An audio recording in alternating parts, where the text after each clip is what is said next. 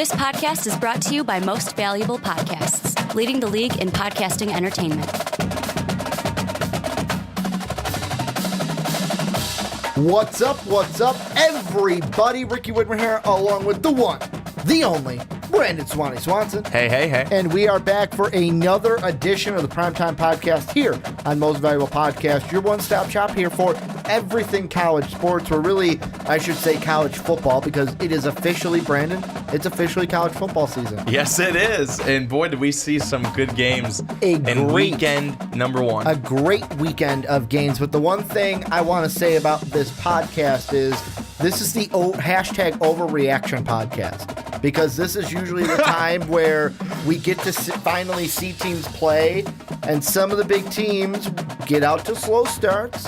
USC was down to Western Michigan. Ohio State was down to Indiana. We see some Louisville down to Purdue. We see some of these teams sort of struggle, and then we overreact. Washington only had a 10-0 lead over Rutgers for the majority of their game, and Wisconsin was actually tied with Utah State 10-10, I believe, going into halftime of their game. So this is where we get to overreact a little bit after the first week of games, and we're going to do something different to start the podcast. And we are going to take last week, first week of football action. We're going to kind of give our takeaways, some things that we, good or bad, are taking away from the first week of the college football season. Because this is I'm going to call it your baby, because this is the segment that you're like, hey, we should do this. I'm going to let you start, Brandon. Give me something. What is a takeaway from you after the first week of college football in 2017? Well, my number one takeaway was probably the earlier game that I watched, and it was the fact that the Texas Longhorns not only lost in Tom Herman's debut, thought that was off, but the fact that they gave up 51 points in a losing effort, gave up too many big plays, and just did not seem like anything had changed from the last couple of years on the defensive side of the ball. Well, and I mean the big thing with that, and this is where I kind of want to douse the overreaction flames of in the preseason, and I will be one to say that I was probably fueling the overreaction fire. I made it probably seen, especially on my front, how I love, because I like Tom Herman as a coach. I think he's going to do great things in his tenure with the Longhorns. The one thing I forgot to put into perspective of, just because he's here day one doesn't mean all the bad habits that they had under Charlie Strong just magically go away. It is going to take Tom Herman maybe a week, maybe 2 weeks, maybe even an entire year to not only get his guys in from a recruiting class, but also to kill some bad habits that this team obviously had in week one of the regular season. Absolutely. I mean, that's completely true, and we can't expect that, Texas is going to be a playoff team this year, as you, I think, would like to think, and I think you were thinking, and I think you were thinking that championship game last week. So you've come back down to earth. Yes. But here's the issue though, is the fact that it didn't look like anything had changed. And I'm not saying that things are supposed to change overnight. And Tom Herman has mentioned that things are not going to change overnight. But when you're in week one and you give up 51 points to a better Maryland team this year, yes, but 51 points. It's like every time that Texas scored, they could never get the stop. Even when Maryland's backup quarterback, Kasim Hill, came in, they couldn't stop him. I mean, he just kept going. He was picking up right where the starter left off, and that to me just shows, yes, there is still a long ways to go for the Texas Longhorns, and maybe those preseason predictions of, oh man, they could be 10-3.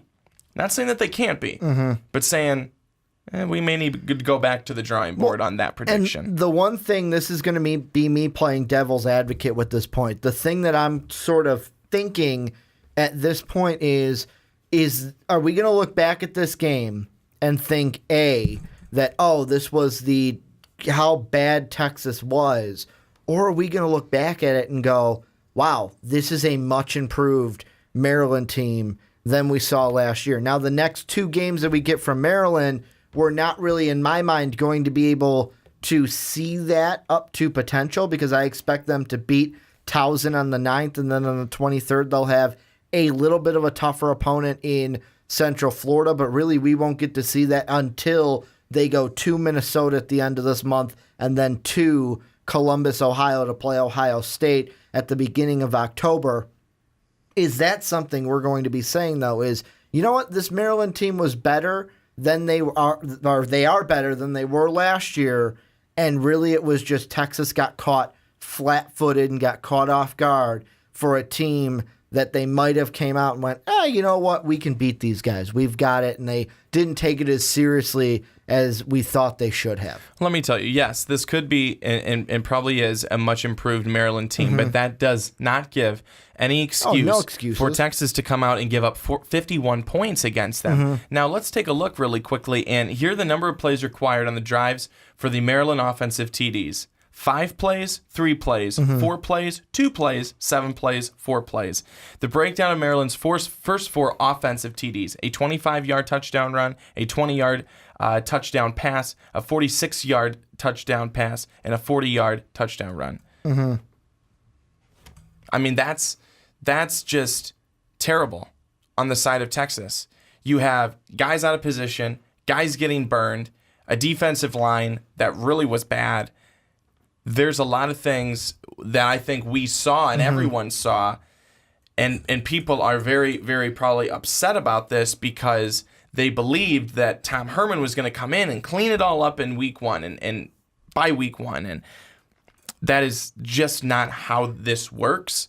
But I also didn't think that Texas would look so bad defensively. Well, and so don't even bad. I mean, it was like the JV squad was playing for Texas. And to just kind of add to your point, look at the penalties. Yes, Maryland and Texas were around the same with 10 penalties for Maryland and 11 for Texas. But if you look at the penalty yards, 53 for Maryland, 117, nearly double. Unacceptable. Double of what Maryland gave up in penalty yardage. So I look at that and I go, this Texas team will, and also I want to remind Texas fans this.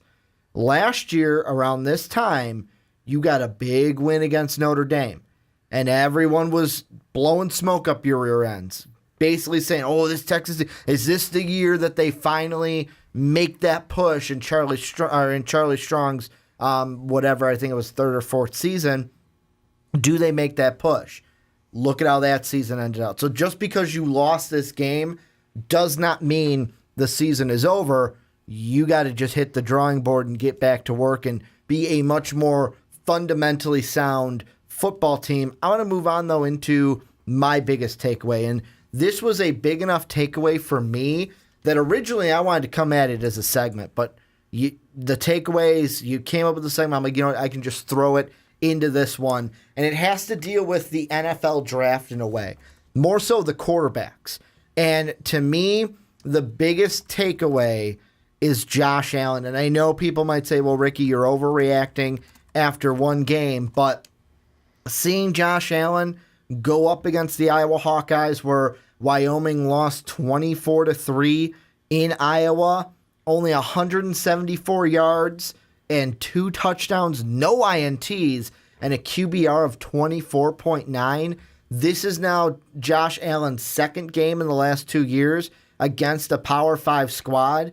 The big takeaway for me is his touchdown to interception ratio. 1 touchdown to 7 INTs against Power 5 schools, and the quarterback that to many people was number 2 right behind, number 2, number 3. Some had Darnold, Rosen, Allen.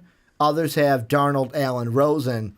After week 1, part of me, and this is where the overreaction comes in, part of me kind of wants to pump the brakes on Josh Allen and move him down into 3 and move Rosen up into 2 because of the game Rosen had in that comeback. I know that sounds overreactionary, but I kind of look at this and I go, you know what? Maybe Josh Allen is going to be more of a project when we get to draft talk than we might have thought in the preseason. And he might be. You go up against Iowa, clearly a better team than Wyoming is. But I don't expect Iowa to be all that great this year. But in week 1 at home, they certainly look good. Their defense looked good, and Josh Allen he looked like a quarterback that was out of sync. He looked like a quarterback that really never got into his rhythm, into his groove. And Ricky, we were watching a little bit of film on him before we started the podcast tonight. There were a couple of throws, and one in particular that I think threw, and it was an interception taken back to the house, I think. But it was certainly an interception. I mean, he was throwing off his back foot. He was throwing on the run. It wasn't good. He wasn't set. That's usually not going to lead to many good things. And in this instance, it sure didn't. So it was a bad week 1 for him, but that's not to say, just like in the instance with Texas, that you can't have a bounce back week 2 and beyond. Maybe it's just the Big Ten, though, because last year, going back, I wanted to see the game that he didn't play so well against Power 5 last year, and that was Nebraska, where he had 189 yards, 1 touchdown, 5 interceptions in that 52-17 loss at Nebraska. Maybe it's just he just can't play well against Big Ten teams, but I look at this, and the big thing with Josh Allen, and now the game I am basically circling on my calendar is the game against Oregon in 2 weeks, I want to say. That game is. It's Wyoming's 3rd game of the year, but that's the game now I am circling because of how poor Josh Allen played against Iowa and how well Oregon played. I know they only played Southern Utah and the Thunderbirds, but when you win 77-21 when you had a down year last year, and then how Allen played this week, I am interested to see that game, especially Royce Freeman. He was one that had 4 touchdowns on the ground in that game, but I know Southern Utah not as big of an opponent as Allen played in Iowa. Give me another takeaway for you from week 1. Just really want to quickly mention Josh Allen hurt his non-throwing shoulder in the game Saturday against Iowa and is not expected to practice early this week, so that may have had something to do with it, but hoping that he'll be able to bounce back and perform in week 2. My second takeaway from week 1 is I was completely wrong about Michigan and probably about Florida. Because the thing with Michigan is just seeing the amount of talent that graduated and went to the NFL. I'm thinking there's no way, with the amount of guys that they had to replace, there's no way that they're going to be able to be solid everywhere. Well, it turns out they're solid everywhere, at least in week 1. And part of that was probably helped by Florida's lack of inability to move the football down the field. And it didn't matter if it was Felipe Franks, and it didn't matter if it was Malik Zaire. They both stunk in week 1. They just weren't good. They weren't good. They also didn't have their top receiver. They didn't have their top running back. But that, yes, is an issue, but it's one of those next man up type of deals. The only reason that Florida was even in that game for any amount of time was because of the back-to-back touchdown returns for interceptions that were thrown to them. And they just, I shouldn't say they got lucky, but luck was in their favor in getting both of those and returning them to the house to give them the lead early on in that game. And I think at halftime they had the lead going into the half, and then Michigan just ran away with it. I think the final there was 33-17. It was not a well-played game by Florida. If they want to win their side of the SEC, they've got to wake up, because it wasn't just the fact that they had 2 offensive guys on suspension. That was not the pure fact. They had other guys too, guys on defense and everything, but the defense was the good part. They stunk. They were bad. I mean, Ricky, you could have been out there, played a little quarterback, and been able to move the ball a little bit better. Well, it was that bad, but also cannot take a darn thing away from Michigan. They were that good. They were that good defensively. Wilton Spate was able to shake some things off. I know O'Corn came in for him at one point, but that apparently was the plan the entire time. Spate was back in second half. He looked good. That team looked good. The running game looked good for Michigan. I was going to say, very, very good for Michigan. A guy that you and me used to cover on the radio back when he was at JJC, not JJC. I'm thinking Joliet Catholic back in the day was Ty Isaac. He hit himself a day, only 11 carries, but got 114 on the ground. Yeah, yeah. But he looked good. Here's the thing, and this kind of takeaway, I'm going to take yours and pull it into 2 takeaways for me, because first, the Florida side, yes, the quarterback kind of situation would make me nervous if I was a Florida fan, but really when it comes down to the entire SEC East, right now, as we're recording this podcast Monday night, Tennessee losing 21-7. They are right now 2:40 left to go in the third. So by the time you are hearing this, they could have came back. Probably won't because they're Tennessee. You guys know how I feel about the Volunteers. But also some quarterback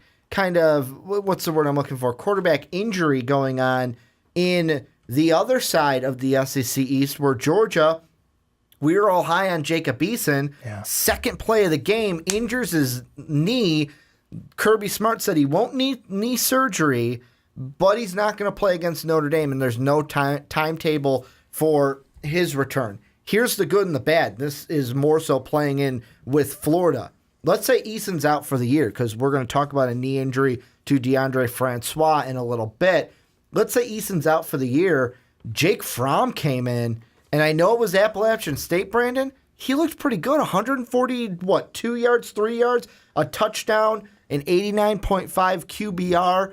He was looking good in replacement for Eason, and I would look at that if I'm a Florida fan, and I'm saying, shit, they have a freshman quarterback that's going to be playing, and we don't even know who's going to be, playing for us and who's going to be performing for us. Now, the big thing for Florida, I will say, let's see them in their next game after that quarterback gets their number 1 target back. Because Michigan was able to do things defensively that would have been completely different if Callaway was in the game. If Callaway was in this game, the Michigan defense would have had to double team him almost every play. They would have, but I really am just befuddled by how poorly the quarterbacks played. It's like they had nowhere to go with the football. I mean, they weren't even making any plays happen. As a quarterback, and we all know this, anyone who's ever been interested, watched football, sometimes you as the quarterback have to make the play happen. And a lot of times, you as the quarterback make the receiver that much better. You point to Tom Brady and the Patriots.